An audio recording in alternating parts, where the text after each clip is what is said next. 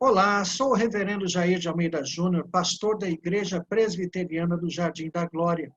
Hoje nós vamos continuar a nossa exposição de Mateus capítulo 5, depois de já ter visto todas as bem-aventuranças. Mas antes de continuarmos, vamos nos dirigir a Deus em oração. Senhor nosso Deus, graças te damos de todo o coração pela bênção de podermos estudar a tua palavra, pela bênção da tua palavra propriamente dita, pois o Senhor não nos deixou sem o testemunho de ti mesmo e de tua vontade.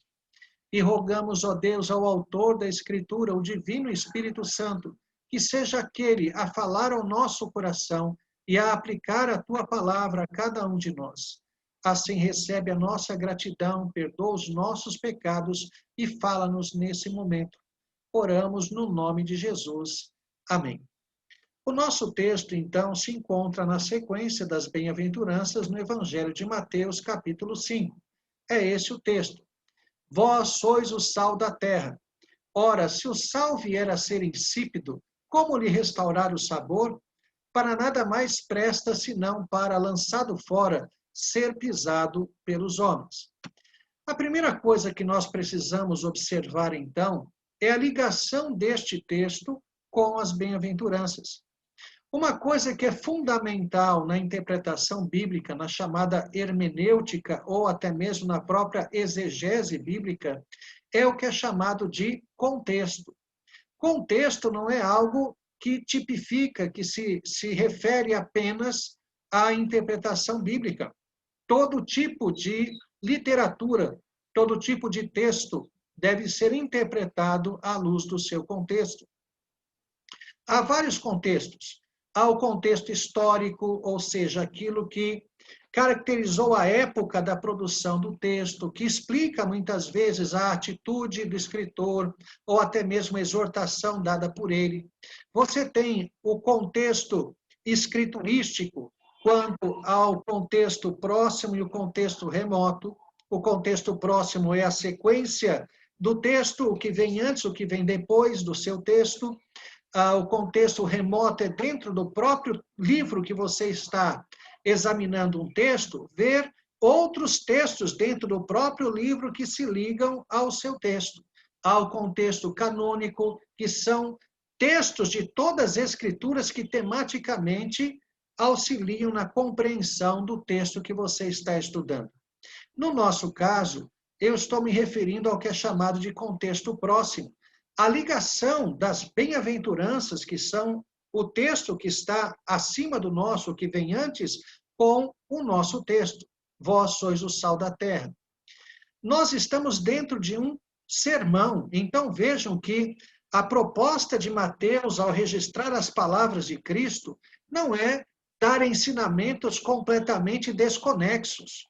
Ele está dentro de um sermão, portanto, há uma evolução do assunto. Os assuntos são encadeados. Há uma ligação entre eles. E quando nós olhamos para o nosso texto, vós sois o sal da terra, entendemos que a ligação lógica óbvia é exatamente a vivência das bem-aventuranças. Nós vimos que as bem-aventuranças descrevem o caráter do crente ideal, a nova natureza, a felicidade de se viver a salvação. Todas estas coisas descrevem a bem-aventurança. Nós somos novos homens formados por Deus, recebemos uma nova natureza que tem Jesus Cristo ressuscitado como padrão. A vivência disso é a nossa alegria, é vivermos transformados, viver a própria salvação nesta terra. Então, isto é o que significa as bem-aventuranças, o próprio retrato de Cristo, de certa forma. No entanto, agora Jesus Cristo está focando o papel desse bem-aventurado no mundo. Espera-se que ele tenha algum impacto, que ele tenha alguma obra, que ele realize alguma coisa. Vejam que só nisso nós já temos um grande ensinamento.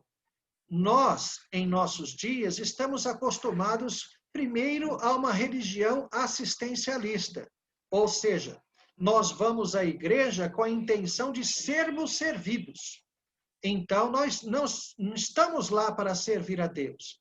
Nós estamos lá para que a igreja nos sirva. E muitas vezes a expectativa do crente é, então, impor a sua vontade, fazer valer aquilo que pensa. É uma proposta completamente oposta, é ir na contramão do evangelho, porque o evangelho é para servos de Deus. Então, ao invés de nós irmos à igreja esperando sermos servidos, ou simplesmente rogarmos coisas a Deus, bom, é certo, é lícito rogar a Deus. Comparecer diante de Deus e não pedir nada é até mesmo arrogância. Eu tenho que pedir, ora, como que eu, falho, fraco, pecador, miserável, compareço diante da fonte de todo bem, de toda bênção e digo, olha, não preciso de nada. Isso é simplesmente impensável. Então, certamente, todas as vezes que estamos diante de Deus, é lícito e necessário até mesmo mostrar toda a nossa dependência, o quanto precisamos dele. No entanto, não estamos na igreja apenas para pedir e rogar, nós estamos para servir. Portanto, Deus espera o impacto dos seus filhos, dos seus servos no mundo. E é isso que tanto o texto, vós sois o sal da terra, quanto vós sois a luz do mundo, ambos os textos destacam. Existe um impacto do crente no mundo. No nosso texto propriamente dito, quando ele diz, vós sois o sal da terra, a primeira coisa que nós devemos reparar é exatamente na ocorrência desse pronome pessoal, vós. Isto indica, especialmente na língua grega, uma ênfase no grupo que está sendo referido. Quando Jesus profere o Sermão da Montanha, nós vimos isso lá no primeiro vídeo, os discípulos se assentaram e ele passou a ensiná-los. Então vejam que havia dois públicos ouvindo Jesus. Se nós formos lá no início do capítulo 5, diz que as multidões se aglomeraram e que os discípulos estavam em volta de Cristo. E Jesus passou a ensiná-los. Portanto, veja, o Sermão da Montanha é especificamente dado aos discípulos e não à multidão. Não é curioso simplesmente, é aqueles que verdadeiramente querem seguir a Cristo, aqueles que se entregaram a Jesus, aqueles que são portadores da vida eterna. O Sermão do Monte fala o que é ser um discípulo no mundo, começando com as bem-aventuranças, que é a descrição do crente ideal, do crente que vive a felicidade eterna já nesta terra. Então, quando nós falamos do vós, Jesus está se referindo a este grupo específico de discípulos. Apenas os crentes são o sal da terra, só eles. E isso, meus irmãos, é muito importante nós destacarmos, nós frisarmos. No Brasil, desenvolveu-se uma noção universalista, especialmente resultante da religião que era dominante até pouco tempo, que, de fato, até mesmo causou a formatação da cultura brasileira, de que todo mundo é filho de Deus. As Escrituras não concordam com essa expressão. As Escrituras dizem, João, o apóstolo, por exemplo, no capítulo 1 do seu evangelho, diz, a todos quantos o receberam a Cristo, deu-lhes o poder de serem feitos filhos de Deus. Então vejam que filho de Deus é o que crê verdadeiramente em Cristo, não são todos os homens.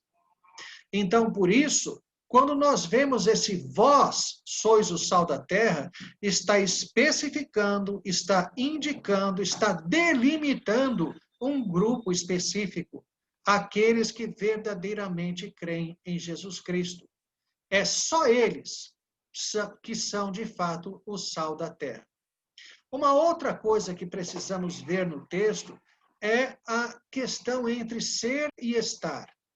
Na língua grega, existe apenas um verbo para as ideias de ser e de estar. Assim como no inglês, por exemplo, que só tem o verbo to be, que é traduzido por ser ou estar. Embora, tanto no grego quanto no inglês, haja apenas um verbo para as duas ideias ser e estar, reparem que essas duas ideias são muito diferentes. Elas são muito diferentes, conteúdos muito distintos. Eu posso me referir, por exemplo, a um rapaz de 20 anos e dizer, ele está jovem. Por que está jovem? Porque ele não nasceu assim e possivelmente não morrerá assim. O estar é relativo ao estado, a algo que muda, a algo que é passageiro. Quando eu digo o rapaz de 20 anos é homem, agora eu estou enfatizando a essência, alguma coisa que é e não pode ser mudada, ainda que esse discurso dos nossos dias aí queira dizer o contrário. Aquele que nasce homem, morre homem, aquele que nasce mulher, aquela que nasce mulher, morre mulher. É essência. Essência não muda. É exatamente a confusão entre estado e essência que produziu todas essas coisas erradas que vemos na sociedade. Então, quando Jesus diz, vós sois o sal da terra, reparem, ele não está dizendo, vós estáis sal. Até porque o sal, ele tem a sua propriedade. E ele só é útil, de fato, quando ele tenha a sua salinidade, o seu efeito. Então, Jesus não está falando, portanto, que aquele que crê que o verdadeiro fiel é aquele que às vezes age como discípulo e às vezes age como um ímpio. Não. Ele só age como um fiel a Deus, porque ele é isso, é essencial.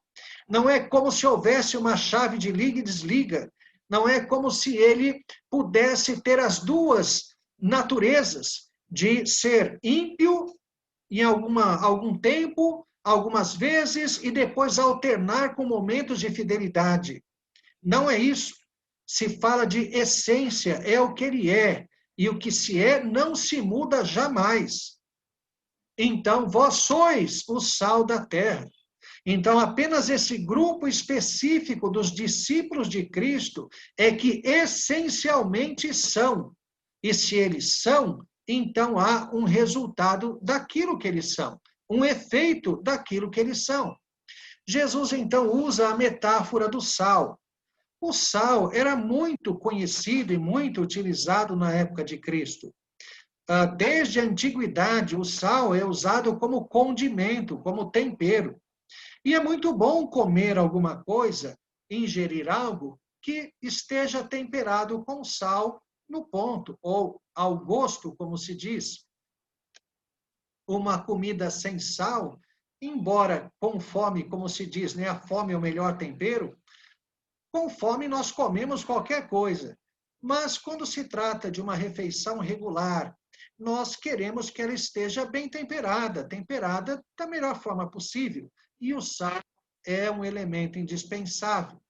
Quando Jesus diz, vós sois o sal da terra, ele está também aplicando esta ideia condimentar ao crente. Como nós entendemos isso? Ora, todo aquele que conhece a Cristo tem um tipo de vida, como nós já falamos, uma nova natureza que o assemelha a Cristo. Isso quer dizer que ele vai ser habilitado a ter uma vida muito mais acertada, muito mais visando coisas corretas, justas, santas. Ele vai procurar servir o seu próximo. Ele não será uma pessoa orgulhosa que procurará tirar o que é do outro, procurará de alguma forma usar os outros, manipular pessoas. Quem age assim tem a si mesmo como centro, está servindo a si mesmo, buscando a sua própria grandeza. Mas aquele que conhece a Deus vive as bem-aventuranças. Lembram-se da primeira? Ele reconhece que é um miserável de espírito. E da segunda, por isso ele até mesmo chora. Chora pela consciência do que ele é, dos pecados que ainda há em sua vida, porque ele busca a santidade. E assim ele é consolado pelo Espírito Santo de Deus. Então, vamos supor que nós estejamos num ambiente de trabalho onde há 10 pessoas e 6 deles são pessoas que verdadeiramente conhecem a Deus. Imaginem como será esse ambiente. Será muito bom trabalhar ali. Será quase uma família. Será um ambiente extremamente salutar, onde é possível confiar nas pessoas, é possível abrir-se para relacionamentos mais próximos, sem desconfianças. É lógico que mesmo o fiel ainda é um pecador, mas pecador por falhas. Não que ele vai intentar o mal das pessoas. Ele não é mais essa pessoa, ele não é mais esse egoísta, esse soberbo. Ele procurará se colocar na condição de servo. Na maior parte das vezes ele acertará, mas haverá aquelas que ele errará. E estes são os pecados na vida daquele que verdadeiramente conhece a Deus. Podemos dizer que o mundo ainda não se degenerou em coisas piores do que já está, porque a humanidade está desmoronando em si mesma, perdeu o referencial, perdeu qualquer senso de moral, de ética. Tudo se pode fazer e tudo é certo hoje em dia, e não percebem que essa é a destruição do próprio ser humano. Embora o mundo já esteja caminhando a passos largos para essa destruição do que é o ser humano, só não chegou lá ainda, porque ainda há pessoas que conhecem a Deus, porque a pregação da palavra de Deus ainda existe no mundo. Então vejam que o mundo se torna um lugar melhor ou menos pior por causa da presença daqueles que conhecem a Deus. Então, no ambiente de trabalho, onde há uma maioria de pessoas fiéis, sem dúvida que será um lugar mais agradável. Assim como comer uma carne temperada com sal no ponto é mais agradável do que comer sem sal. Um segundo uso do sal na época de Jesus Cristo era como conservante. Aqui no Brasil, nós conhecemos a chamada carne de sol, carne seca, charque, são todas modalidades do que é carne seca. Né? Como se faz a carne seca? Você mergulha a carne em água saturada. Saturação quer dizer, literalmente, colocar sal até que a água não dissolva mais. A água tem uma capacidade de solvência. Essa capacidade, ela, portanto, tem um limite. Quando se coloca sal e o sal não é mais dissolvido, é porque chegou no limite dessa capacidade e disse que há saturação. Então, quando se faz esta solução saturada de água e sal, se coloca a carne, se banha a carne, deixa a carne embebida daquilo e depois se coloca para secar. Outros já colocam o sal direto na carne para secar. Bom, tem várias formas aí. O que eu quero mostrar é que o sal ele tem uma propriedade como conservante. Até aí, algum tempo, né, quando nos rincões do Brasil ainda não tinha energia elétrica, hoje é raro lugar que não tenha, embora ainda há. A forma de se conservar carne geralmente era por esse método. Se colocava sal na carne para que ela pudesse ser assim preservada por muito tempo, onde não se tem geladeira, não se tem como refrigerá-la ou congelá-la. A única forma de preservação da carne é pelo sal. Então, neste sentido, o que nós vemos no ensinamento de Cristo é que a igreja, é que o fiel a Deus preserva no mundo os bons costumes, a ética, a moral. E o mesmo exemplo que dei há pouco vale para este também. Imaginem se não houvesse ainda a pregação da Escritura, dos padrões bíblicos no mundo, como estaria a humanidade? A igreja ainda é um freio, ainda está enfatizando os critérios das Escrituras. Mas, à medida que a igreja vai se secularizando, que os fiéis já não são mais fiéis, já assumiram vários comportamentos mundanos, já são dispostos a aceitar pecados na vida. À medida que a igreja vai se tornando assim mundana, então vai se tirando o pé do freio dessa iniquidade. E não é por acaso que o mundo está como está. Isso, sem dúvida, mostra a falência da igreja de hoje. A igreja jamais será extinta do mundo, mas ela será diminuída e praticamente desaparecerá do ponto de vista visível. Apocalipse fala de uma igreja final, mas uma igreja visível completamente apóstata, completamente contrária a Deus, que já se modelou ao mundo. A verdadeira igreja será muito pequena e perseguida terrivelmente. Ela não poderá ser vista, ela se reunirá de forma oculta, como foi nas épocas de grande perseguição na história da igreja. Então, vejam, o mundo só não se degenerou ainda mais porque a igreja está no mundo preservando os costumes. Ainda há essa pregação. Alguns falam também do uso do sal para esterilizar. Sabemos que o sal também pode ser aplicado, por exemplo, em feridas, em ferimentos, com o objetivo de esterilizar, de eliminar bactérias, coisas assim. Causa muito ardor, mas tem também algum efeito assim. Nesse sentido, a igreja estaria labutando contra todas as coisas contrárias à moral, à ética e à própria vontade de Deus. Bom, se o sal perder o seu sabor, a sua salinidade, né, nesse sentido, o que acontece? Havia um outro uso, mas esse uso não era um uso de sal, era um uso de descarte. Esse uso era, por exemplo, transformar lugares lamacentos em lugares possíveis de serem transitados.